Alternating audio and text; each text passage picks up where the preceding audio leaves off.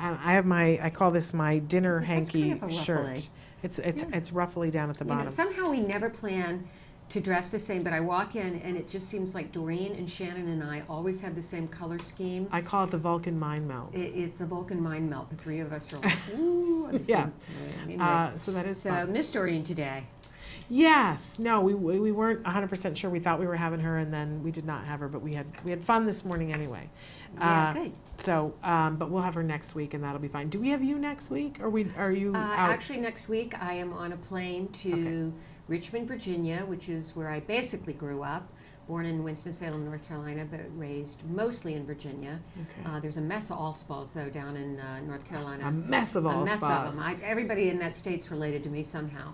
And we are going to Richmond and then to stay with my best friend and her husband. And then we're going to the Outer Banks of North Carolina. Nice. So if there's anybody familiar with the Outer Banks, Nags Head, Kill Devil Hills, Hatteras, it's just one of the most beautiful places on earth. So very excited, and I found a wonderful, wonderful young man to help out with Wyatt. He's a special needs teacher at a Sunday school there, and he just found him through a remarkable woman who we have to have on the show. Okay, it's a deal. Who has quite a story of a tragedy in her life and overcoming tragedy to help everybody in the autism world, a woman named Joanne Frank. So we'll get her on the show soon. Okay, we'll do that. And today on the show we have Anne-Laure Davin, who's going to be with us. She's the author of Being Seen. And she sounds so fascinating. I right? just can't wait to meet this woman.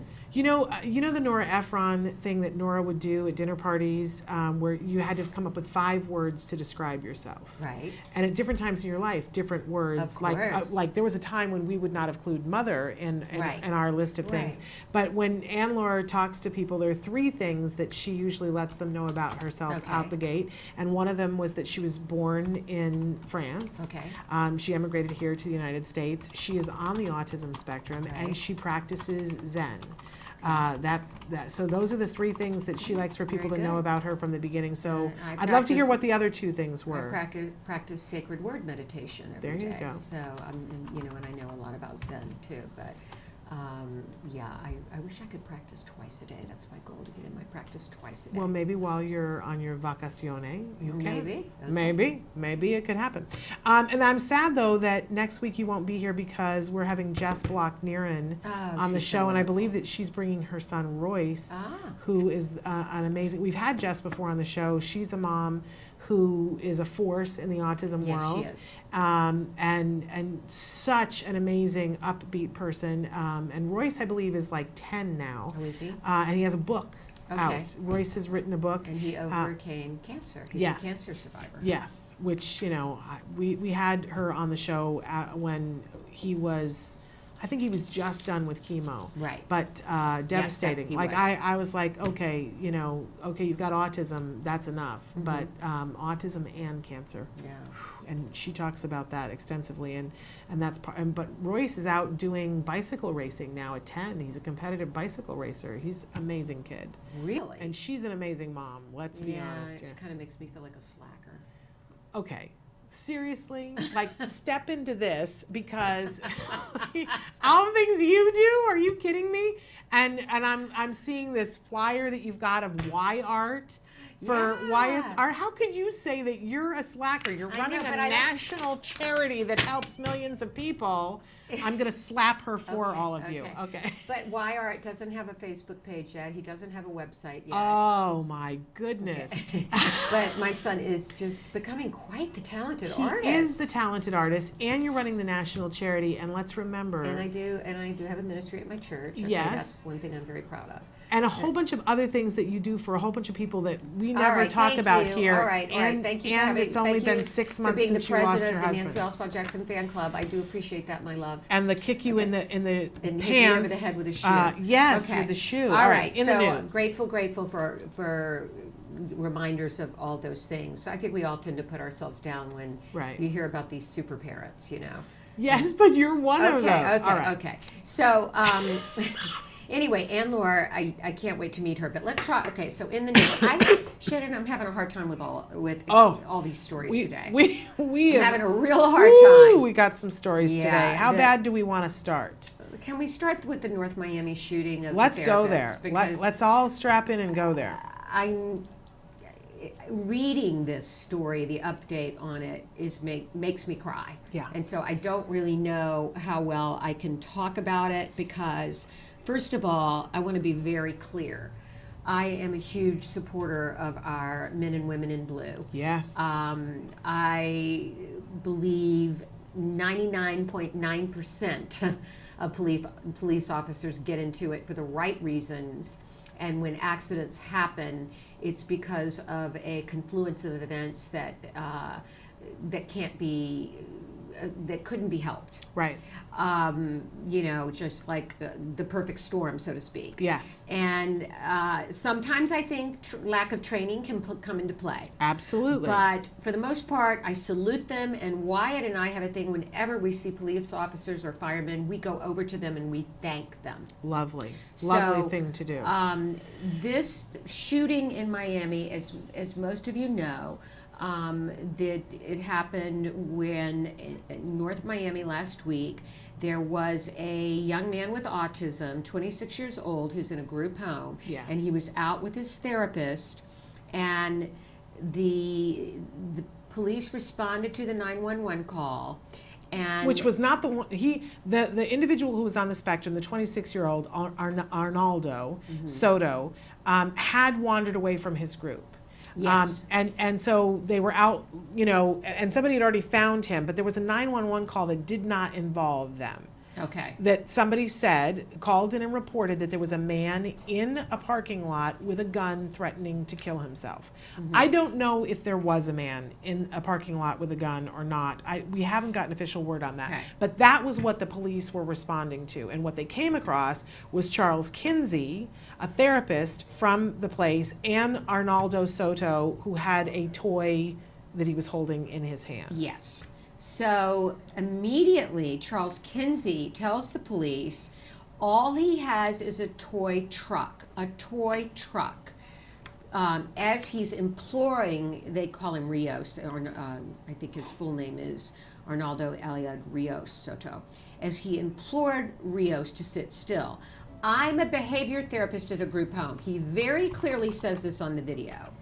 His hands are up. He is laying. You see the picture. Matt is showing you the picture. His hands are up on the video. He is laying there on his back with his hands up. I'm a therapist now. Begging them to not shoot him and to not shoot Arnaldo. And they shot him. And they shot the therapist in the leg. In the leg. And he's still laying there saying, please don't shoot the young man with autism. And he says on the tape, why did you shoot me? And the police officer says, I don't know. I don't know. And so now since that, and we reported on this on Thursday, since that a lot has happened. Charles Kinsey was taken to the hospital and he was treated for the gunshot wound and said, I don't really know what happened, but how afraid he was. The police officer has been put on administrative leave with pay while they investigate. Right. The mayor has apologized and said there will be a full investigation on this. Very right. But they also there was a report that was filed by a police officer who was there with the officer who shot him, and he has been put on administrative leave without pay because what he said doesn't match what the other police officer said. Correct. And they have determined that there were untruths in what he said, which seems to me to suggest that there was an attempt at cover-up. Yes. But what the police officer has said, and here's the thing that has devastated us all, as if we couldn't be further devastated, was that who he meant to shoot was the young man with autism. His story is that he thought, even though he was saying he has autism, I'm a therapist. He has a toy truck. He has a toy truck. Don't shoot us. He says that he thought that the 26-year-old with autism was a threat to the therapist. And it's clear that Rios was just sitting there with his toy truck. Okay, so the further devastating part of this story is that the young man, Rios, is, Arnaldo, is really gone into a huge regression. He has night terrors, he's traumatized, he is not eating or sleeping. And he won't change, he has the blood-stained clothes on won't and take them off. won't take them off. And Was he's taken to the talking- site. He's talking continually about Kenzie, his therapist. They took him to the site, and his mom said he got down on the ground where the blood stain was and pounded it with his fist. Oh my gosh.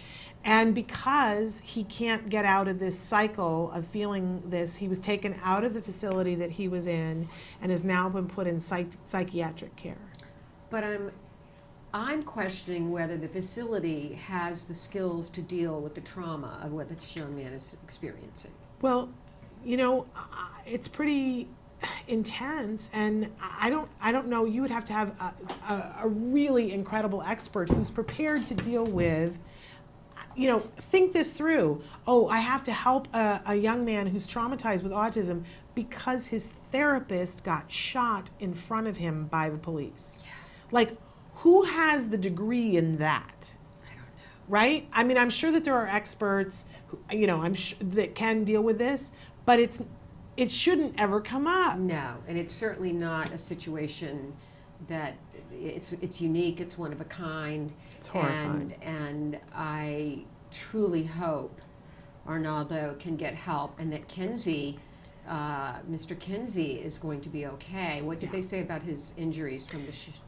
I think that he's going to be fine. I think Okay. emotionally, and Talk about for trauma for him. and all the bloggers who have written and said, okay, now I'm afraid for my therapists. Yes. Because my therapists are in a rainbow of color, Yeah. and my child is going to be out with my therapist, and I'm afraid for them. Right. And all the parents who have stepped forward and said, I'm afraid for my child Yes. with autism. Yes. You I know, think a lot of us feel that way. you know, I know Wyatt wouldn't necessarily react properly if a policeman said, put your hands up and do this and do that. Well, I'll tell you, because Emily Island is a friend, and because she's been on the show and done Be Safe the movie, and I've watched it with Jem, and I talk about it with him all the time. Right. And we practice, and I say, you know, you're gonna want to say something back, and you need to shut your pie hole, Right. and put your hands up. But, you know, if I'd been trying to explain that to him with his functionality, that how he was when he was 7, Right. forget it. Right. And I don't know, there are still times now when I think, oh, he gets it. Uh-huh. He totally gets it. And then Jem, he just turned 13, and he'll turn around and do something. And I go, where was your brain? Yeah. Well. And so I don't know. Yeah. Wyatt sometimes will imitate movies where there is questionable activity. And he'll, Open Season is one movie where they break into a convenience store, and Boog the bear, you know, eats, and Elliot eat all the candy, and Wyatt said, would I be arrested for that? I'm like, yeah. You'd be arrested for that. Yeah. So there's so many fine lines with this, and you know, once again, it shows the need for training. And practice. Yeah, on our side with our kids. Yep. And with the police, because Absolutely. we know they want to do the best. We do know that. Okay, but I will say this. I am disappointed in the police union in this case, because the police union is saying, oh, that video doesn't tell the whole story, and I a video know, never I know, can. I know. And they're saying he had reasonable fear. They're protecting this Right, police officer, right. and I hope that the union will stop that. I do too. And just go for the truth. Right. We need the truth. Yes. Okay. There's a story here about 3D face scans that Yes. may pinpoint autism earlier than normal. Yes. It is out of the Telethon Kids Institute, which I don't know where that is. Well, they're starting a study, and so they have an initiative right now that they're asking for children between the ages of 15 months and 9 years old if you would like to participate. They believe what they're going to find is that there are facial anomalies in children with autism that could be identified early. So they're not necessarily looking for children who have already been diagnosed with Right. autism. They're looking for any children between the ages of 15 months and 9 years. But in particular, if you feel like you have an older sibling and that you might be at risk for autism, to get the scan, because they're going to look at these children over a number of years to see whether they could have pinpointed it. And there's something remarkable that they've noticed, that there's something called the masculine face. Yes. Mm-hmm. Now this is interesting to me because I'd never heard this before. Had you ever heard about this? I've heard about testosterone being associated with ASD. Yes. And that's why there might be a higher amount in boys, but I never heard it called the masculine face. And it, they're looking at all different kinds of things that happen in the wound, but as you said, exposure to a higher amount of testosterone could lead to the masculine face, and it could be part of what's triggering autism, because we have more boys than girls with autism. But so this masculine face, they're saying that in kids who, when they're younger, tend to have more masculine features, they're seeing, and they're hoping to find that those are the kids, and they're not hoping to find it for any other reason that this would allow them to pinpoint earlier. Right. Now, in the baby pictures that I've seen of Wyatt, he doesn't strike me as somebody who had a particularly masculine face. Not at all. And I think I have very masculine features myself, but Jem got mistaken for being a little girl all the time, even when his hair was cut short. And he looked exactly like I looked when I was a little girl. Like I can show you pictures, and it's like Wyatt had indistinguishable. he had big lips, and he he could have been a girl as well as a boy. Yeah. Yeah, and especially with the name Jem, people are like, "Oh, you're a little girl," and he would wear hats, and people are like, "Oh, you're a little girl." And I go, "No, that's a little." He's wearing all blue. So it's an interesting study, and it never says where this Telethon Kids Institute is. I don't know. I don't know either. I'm curious as to where that is. They're obviously doing autism research. Perth. So they're in Australia. Oh, in Australia. Okay, got it. Thank there we you. are. Perth. Okay. Okay. Shall we take on Japan? Sure. Why don't you take that on? I'm so disturbed about this Oh, one no. too. This is horrifying to me. And again, yesterday there was an apology from the police, and I appreciate that. I appreciate an apology, but then, what's better than an apology is that we got to do better. So this Japanese catastrophe is the word that I'm looking for. This gentleman went into a facility that housed 150 patients who were very mentally disabled, it called them. Yeah, I had heard varying degrees of different disabilities. This is a facility that he had worked in previously, but when he quit, he came on the day that he quit and delivered a letter on the last day at the facility that said that he wanted to create a revolution, and that he outlined an attack on 2 separate facilities, after which he said he would turn himself in. He also asked, he said that he would kill many people, like more than 100, I believe, that he wanted to kill. The letter said that he thought that all disabled people should be put to death. Right. And so he delivered this letter, and they say in this article they're not sure whether that had to do with his firing. I believe that was what he gave as he was fired, so that there were other reasons for him being fired. I have read stories saying that he did spend some time himself after that in a mental facility, and that he was released because they believed that he was no longer a threat to anyone. But he went into the facility with a knife and began stabbing people. 19 people are dead, 25 more are wounded, and 20 of them seriously wounded. Devastating. He did turn himself in, and he has asked to be judged innocent on the grounds of insanity, which is interesting, since he believes that people who have any kind of disability should be put to death. But he's asking for them to give him 500 million yen, equivalent of $5 million, in aid and plastic surgery, so that he can go and lead a normal life after having done this atrocious thing. And he says, my reasoning is that I may be able to revitalize the world economy, and I thought it would be possible to prevent World War III. Clearly disturbed. Yes, clearly disturbed. And I am appalled that he was released. I'm sure that whoever was in charge of that is having some misgivings about that, but clearly he planned an attack, And the police have admitted that they did not take the letter seriously. Right. And they are apologizing for that. But let's learn. Yeah. Let's learn. Horrifying. Absolutely horrifying. Okay. And then there's a story about, now I've never watched Teen Mom 2 or Teen Mom. Have you? I've seen a couple of minutes of it, but I got to be honest with you. They say that when they do these shows, the criticism is always, well, you're glamorizing it. And they say, no, because we're showing other teens how horrifying it is. But we've seen that some of these kids have gotten pregnant a second time and that they really love having a reality show about them. Of course they do.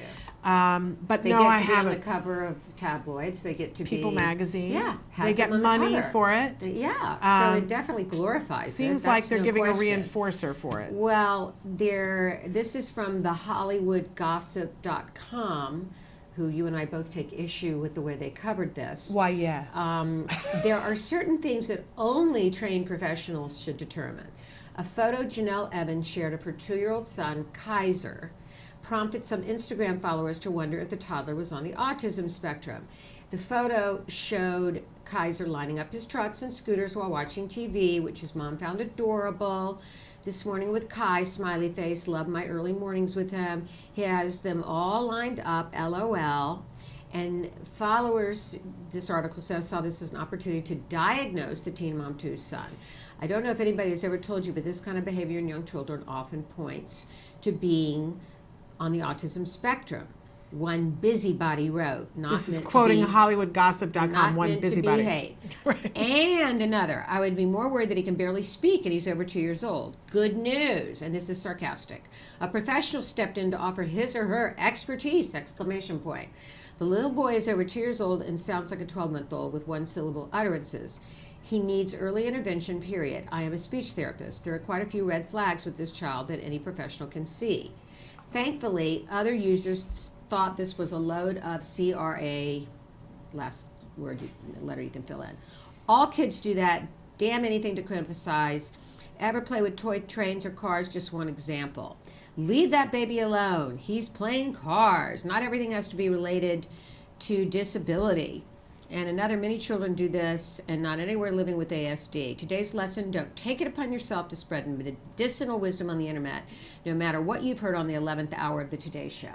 Well, you and I both have an opinion on this. Yeah. Mine is, if people were well-meaning and trying to point out that there are some symptoms here, which clearly there are, and let's hope he's not on the spectrum, but she should take a look at it. Absolutely. And if somebody had said that to me when my son was 2 years old, as apparently several people in my life had feelings that Wyatt was on the spectrum, and for a full year did not say anything. For a full year, because they were afraid of upsetting me. And if they had told me when he was 2, he would have gotten intervention much earlier.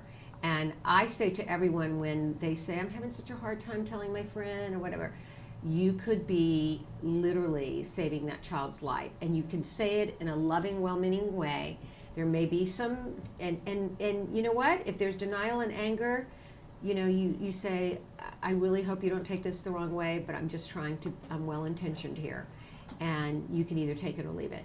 But it's so important if you feel that way to speak out. And I think this is appalling the way this HollywoodGossip.com. It's 11:30. We're trying to be helpful. I agree. What she said. So, I think it's appalling. So anyway, we're out of time for this because Okay. it is time for us to go to, we're going to go to a break. And then when we come back, Anne-Laure Davin, the author, is going to be with us. She is the author of Being Seen. She's on the spectrum. She's originally from France, and she practices the art of Zen. And she's going to be talking about all of that in her new book, Being Seen, with us right after these messages. Stick with us. Okay. Hear me? Welcome there we back.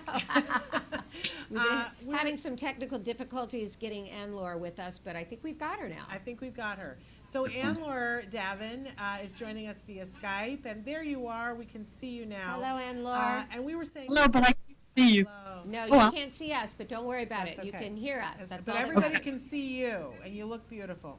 Well, thank you. And we were saying that before that you are the author of the book Being Seen, that you were diagnosed with autism at the age of 46, and that you like to start by telling people that you are on the spectrum, that you are originally from France, and that you practice the art of Zen, all of which are very interesting to us. You, of course, now live in the United States, and I was mentioning, I don't know if I was mentioning when you were here, Nancy, but at the start of the show, I was talking about the fact that because you weren't diagnosed until the age of 46, you got married and had a child and experienced motherhood as a person on the spectrum but not diagnosed. And we can't wait to talk about all of those things with you. But we're thrilled to have you here with us, and thrilled that we're able to see you. Anne-Laure is autistic. She was diagnosed very late at the age of 46 after she had lived life and had a child. She is an immigrant from France, and during her childhood, France was in the grip of oppressive and now discredited theories about autism. She knew she had to flee France in order to survive. She said that being the mother of a child as an autistic individual was absolutely overwhelming. She started a Zen practice, and all of this, and she was formally diagnosed in 2010, all of this is in her fascinating memoir, Being Seen. And Anne-Laure, welcome back again. Sorry for the technical problems. Wonderful to have you with us. Tell us, why did you feel the need to write this memoir? What did you want to accomplish? Well, thank you. And I felt I wanted to write this memoir, which, by the way, you described very well. Thank you. I can hear some knowledge of something.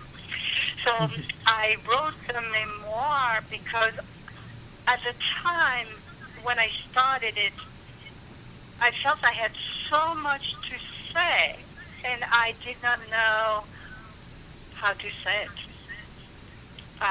So I started to write it. That actually, practically, two then friends of mine told me how to do that. I mean, they did not tell me how to do that. They told me that I should do that indeed. Mm-hmm. Mm-hmm. Absolutely. You've got a story to tell. And you, Exactly. can I say that, to me, the overwhelming theme of your life story and this book is courage. I can't imagine the courage it took, first of all, to leave your native France. Somehow intrinsically you knew you had to do that. What was that like for you to just pick up and leave your country and come to America because you knew you were not being understood and you knew you had to do that to survive? What was that experience like? Okay. First, I want to tell you that I don't hear everything so very well. When there is background noise, often I have still sensory problems, so I'm sorry about that. And then to answer your question about how was when I first came to the United States. Yes. How difficult. Being autistic. Yeah. How difficult. Yeah. How difficult was that for you? How difficult was that for you? It was like being on another planet. Ah. It felt like I did not.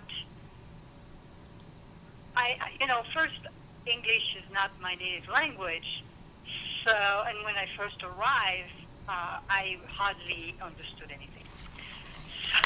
So, and everything was completely different, and it was a complete shock. And honestly, Nancy, at first I kind of felt like it was great. It was like I could be more myself for a little while there. I felt like I could be, which has some truth in the big picture. However, that's not the end of it. That there was more freedom to accept different ways. So I felt like mine could how do you say that in English, could go by. My different ways could be better accepted in some ways. Yes, you could be more integrated without being that you didn't stick out as much, because probably Right. people thought of you as just being French. They probably didn't. They probably thought some of the issues had to do with the language, right? Exactly. That is so true. How often did that happen? That people thought anything that where I was odd, they attributed to me being French. Still nowadays, this happens. Interesting. And Laura, I wanted to go back a little bit to your young upbringing. One of the things you talk about in the book is that tennis was like a culture in your family. That tennis was something that your whole family did, and that when your dad had you start playing tennis, that it was something that you could do for hours. You could go down and play in the tennis court and just bang the ball, and that made him happy. I don't know if you know, there's a new study that's come out that has shown that teaching kids table tennis helps build cognitive skills in kids who are on the autism spectrum. And when I saw that you talked about tennis and how you played tennis, I just wondered if you could talk a little bit about, because we have a lot of people who are watching who have teenagers, and I'm wondering what you got out of playing tennis. Yeah, wow, that is great to hear. So what I got out of playing tennis, well, mostly, and in table tennis too, but not as pronounced, is you are alone on your side of the court or on the table. So you're the one who's in control of that half of the court. So that is great if you're autistic. I mean, at least for me, that really, it was wonderful to be left alone there on the court. And then another thing is, for me, repeating the same thing over and over, which is what I did when I practiced, and it's something that, as an autistic person, I like. That was great because I could do that without it being called something negative, like an obsession, or Right. Yeah. on the opposite. Right. As we would say, it's a functional use of a stimulatory or repetitive behavior. Yeah, very functional. Yeah. And then the other question that I had for you, the thing that I'm so fascinated about is, so here you were, a young woman in a foreign country dealing with a lot of sensory issues, and you become a mother. And I wondered if you could talk with us a little bit about what it was like, and if it was, I think motherhood is overwhelming for anybody, but I can't imagine with sensory issues what a huge trek that would be, and I'm fascinated to hear more about that. Yes, that is another great question. Well, once my child was born, well, first there were the constant cries, or often. Actually, this is the first time in my life where I realized that I'd better wear earplugs, which I still do nowadays. I could hear every single thing, even with my earplugs. And then, of course, there were the smells. Yeah. Oh, gosh. And it was just... It was just picking up, I remember my son's father not understanding why I was so touchy about the noise.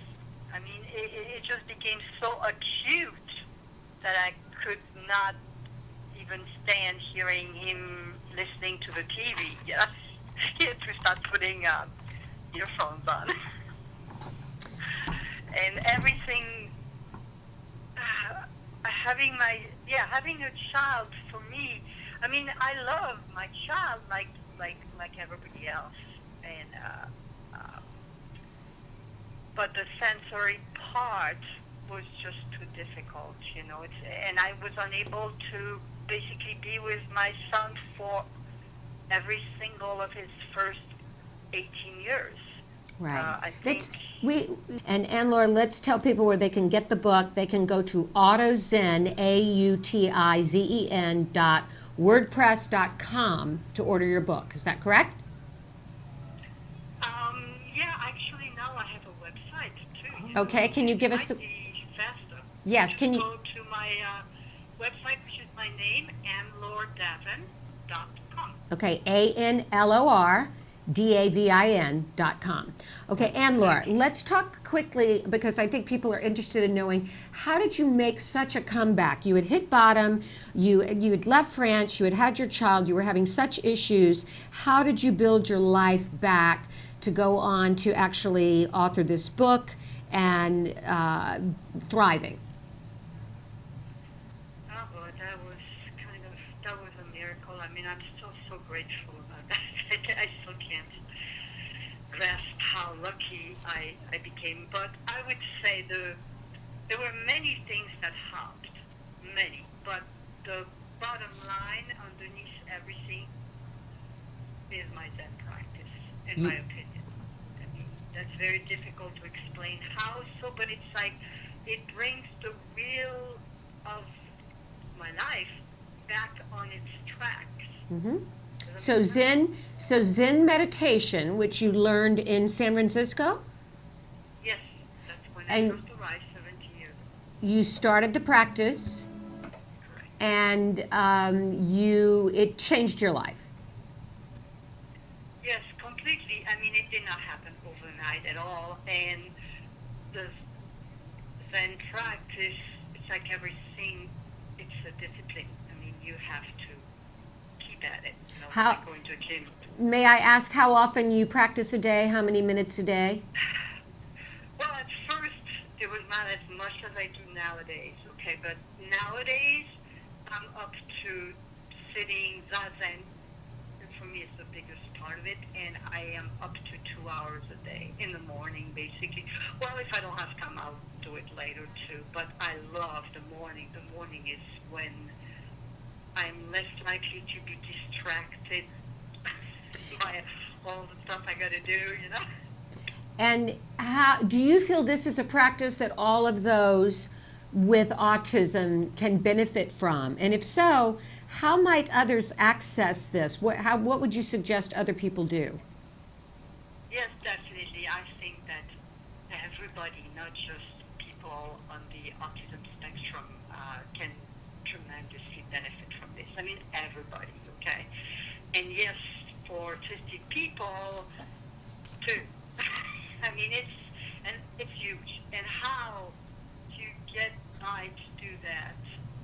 Well, in most places, there are little sanghas, which are little groups of people who practice together. But then, on the other hand, for many autistic people, for me, I kind of like to do it alone. I mean, I don't necessarily have the money to go with those groups. Sometimes can be very expensive. Also, the more people there are, the more sensory problems there will be, even though it's in silence, thank God. Otherwise, I could never do this. The silence saved me. I mean, to be able to do this with others. As I'm getting better, I can do it more and more with others. I don't want to say that others are not necessary, because they are. However, if you don't have you cannot go very well. You know, I have big problems with transportation and things like that. And then the money and, and all that. Just simply find a place in your home that's uncluttered and sit down and be still and quiet. And that's it. Just breathe. And Yeah. it's such an inspirational thing to hear about. We talk about being mindful on the show every Thursday. We have a mindful moment for our parents and for our kiddos who are on the spectrum. So exciting to hear how much that helps you, Anne-Laure. We've only got about a minute and a half left. I wondered if you could just tell us, now you've got a diagnosis that came quite late, and how that's changed your life and what you're doing now. Well, yes, now my life has changed is that I can go out. So I have a partner I've been living with for the past 6 years, and he's also a self-activist with autism. He has another autism group called ASCEND, AASCEND.org. Actually, he's only the co-president, but that's kind of like his. And then there's my son for 1 minute. And there's my son with whom, now that I'm better, I may be able to play some tennis. Yay! What a wonderful thing. And that's, we know how important that is, to be able to be in bond with your child. And Laura, we have so enjoyed talking with you. So You're we could such a do wonderful another spirit. hour with you. Absolutely. Fascinating woman. Thank you. And like I said, courage. You have overcome so many obstacles. And everybody should read the book, Being Seen. It's You can not. get it on Amazon. Yes. You Yes, can get it it's- at it's such a- AnnLauraDavin.com. Such a wonderful memoir, and thank you so much for the pleasure of having you, Shannon and myself. And we'll end with saying au revoir. Au revoir. Right. Thank you so much. And I want to say to bye-bye. I want to say to everybody watching, we're out of time. Give your kiddos a hug from me. And yourselves a hug from me. Bye-bye. Bye-bye for now.